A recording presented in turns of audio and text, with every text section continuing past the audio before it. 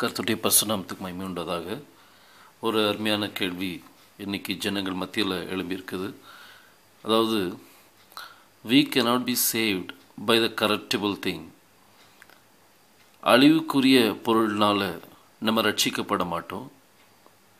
Nail is corruptible thing, then how can we be saved by the nail? nail ஒரு material, அது அழிவுக்குரிய ஒரு பொருள். அப்போ இந்த ஆணியானது நம்மளை எப்படி ரட்சிக்கும் அப்படிங்கிற அந்த கேள்வி என்ன செஞ்சுருக்காங்க, போட்டிருக்கிறாங்க. ஒரு அருமையான ஒரு கேள்வி. அதாவது, அழிவுக்குரிய காரியம் நம்மளை என்ன செய்ய முடியாது, ரட்சிக்க முடியாது. ஆணி அழிவுக்குரிய ஒரு காரியம், அதனால் அது நம்மளை ரட்சிக்காது அப்படிங்கிற ஒரு அருமையான ஒரு காரியத்தை சொல்லியிருக்கிறாங்க. அது உண்மையிலே பாராட்டக்கூடிய ஒரு காரியம். பாருங்கள், நம்ம ஏற்கனவே நிறைய காரியங்கள் பார்த்துருக்கோம். இந்த காரியங்கள் நல்லா தெரிஞ்சிருக்கோம். அதாவது, எப்படி யெகோஷுவாங்கிற வார்த்தை வருது, இந்த ஆணியானது இது எதை குறிக்குது அப்படிங்கிறது, அப்படிங்கிறது ஆணியை குறிக்குது. இந்த எடுத்துடணும் அப்படின்னு சொல்லி அநேகருடைய ஒரு கருத்து இருக்குது. ஏன்னா ஆணி ரட்சிக்காது நம்மளை அப்படின்னு சொல்லுவாங்க. பாருங்கள், பழைய ஏற்பாடானது புதிய ஏற்பாட்டுக்கு ஒரு நிழல்.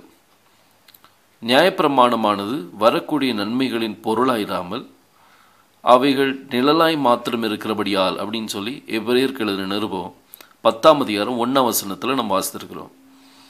இப்போது பழைய ஏற்பாட்டில் நீங்கள் பார்த்தீங்கன்னா, இஸ்ரவேல் ஜனங்கள் வனாந்தரத்தில் வந்துட்டு இருக்கும்போது அநேகரை முறையிட்டிருக்கிறாங்க. அநேகர் கர்த்தருக்கு விரோதமாகவோ மோசஸுக்கு விரோதமாக பேசியிருக்கிறாங்க. அப்படி ஒரு நேரத்தில் கர்த்தர் என்ன செய்கிறாருன்னா, கொள்ளிவாய் சர்ப்பத்தை என்ன செய்கிறார், அவர் உள்ளே அனுப்பினார். நீங்கள் இதை என்னாகமோ 21ஆம் அதிகாரத்தில் நீங்கள் பார்க்கலாம். அதாவது, கொள்ளிவாய் சர்ப்பத்தை என்ன செய்யலைன்னா உள்ளே அனுப்பி விட்டுறார். இந்த கொள்ளிவாய் சர்ப்பமானது அவங்கள நஷ்டப்படுத்திட்டு இருக்குது. பாருங்கள், வேதத்தில் நம்ம ஒரு வார்த்தை வாசிக்கலாம். அதாவது 1 பேதுரு 1ஆம் அதிகாரம் 18ஆம் வசனத்தில் நம்ம பார்த்தோன்னா, for as much as we know that we were not redeemed with corruptible thing. நம்மளுக்கு தெரியும், நாம் அழிவுள்ள பொருட்கள்னால நம்ம மீட்கப்படவில்லை. we were not redeemed with corruptible thing. இந்த கேள்வி தான் ரொம்ப அருமையான ஒரு கேள்வி. பாருங்கள், அந்த ஆணி நம்ம பார்த்தோம். இந்த ஆணி இந்த யெகோஷுவாவில் வர்ற இந்த ஆணி. இந்த ஆணி நம்மளுக்கு தேவையில்லை, இந்த நம்மளுக்கு தேவையில்லை அப்படின்னு சொல்லி அது ஒரு மெட்டீரியலாக இருக்கிறதுனால அது தேவையில்லை அப்படின்னு சொல்கிறாங்க. ஆனால் பாருங்கள், வேதம் சொல்லுது, இஸ்ரவேல் ஜனங்கள் அவங்க கர்த்தருக்கு விரோதமாக முறையிடும்போது கர்த்தர் என்ன செய்கிறாருன்னா, அவங்க மத்தியில் ஒரு கொள்ளிவாய் சர்ப்பத்தை அனுப்பி விட்டுறார். இந்த கொள்ளிவாய் சர்ப்பம் அவங்க கடித்ததுனால நிறைய பேர் மரணம் அடைகிறாங்க. அப்போ மோசே மீண்டும் கர்த்தர்கிட்ட முறையிடுறாங்க. கர்த்தாவே, இவர்களை காப்பாற்றுன்னு சொன்னோடனே கர்த்தர் சொன்னார், நீ ஒரு வெண்கல சர்ப்பத்தை உருவாக்கி அது ஒரு கோலில் நிப்பாட்டு, யாரெல்லாம் அதை பார்க்குறார்களோ அவங்களுக்கு ஜீவன் கிடைக்கும் அப்படின்னு சொல்கிறார். இந்த கொள்ளிவாய் சர்ப்பத்தை அவன் உருவாக்கி அவன் வைக்கும்போது இதுவும் என்னது தான், ஒரு மெட்டீரியல் தான். இதுதான் அவங்களை காப்பாற்றிச்சுதா? பாருங்க, பழைய ஏற்பாடு புதிய ஏற்பாட்டுக்கு நிழல். நம்ம ஏற்கனவே இந்த காரியத்தை குறித்து நம்ம தியானிச்சிருக்கிறோம்.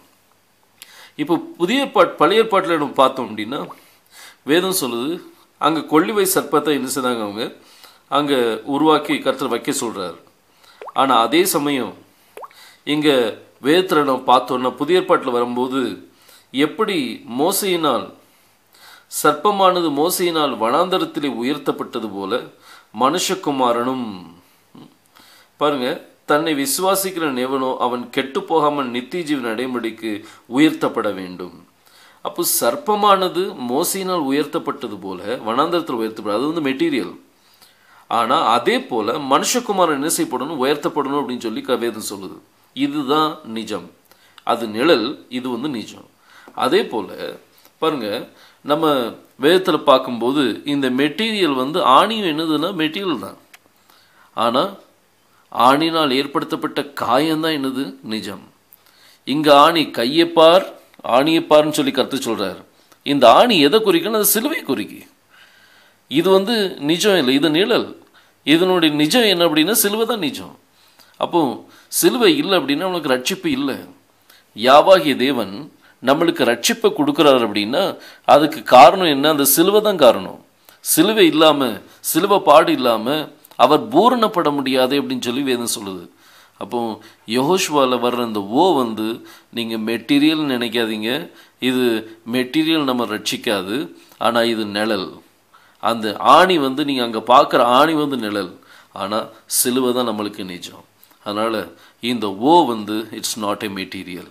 அது ரட்சிப்புக்கு என்று கர்த்தர் நமக்காக சிலுவையில் நமக்காக சிந்தின இந்த ரத்தம் தான் காரணம். பார்த்துடுங்க, அவன் நமக்காக ஆன அந்த பலி தான் அதனுடைய எல்லா காரியத்தையும் அங்கே குறிக்குது. இந்த ஓவை நீங்கள் எடுத்து போடாதீங்க. இந்த ஓனால தான் நம்மளுக்கு ரட்சிப்பே இருக்குது. அதாவது யெகோஷுவாங்கிற வார்த்தையில் தான் நம்மளுக்கு ரட்சிப்பு இருக்குது. ஓ எடுத்து போட்டீங்கன்னா உங்களுக்கு ரட்சிப்பு இருக்காது. இந்த கேள்வி வந்து ஒரு அருமையான கேள்வி. கர்த்தர் உங்களை ஆசீர்வதிப்பாராக. இன்னும் இது உங்களுக்கு புரியலை அப்படின்னா நீங்கள் மேற்கொண்டு கேள்விகள் கேட்கலாம். கர்த்தர் உங்களை ஆசீர்வதிப்பாராக. யெகோஷுவா மேசியாவின் நாமத்துக்கு ஆமென்.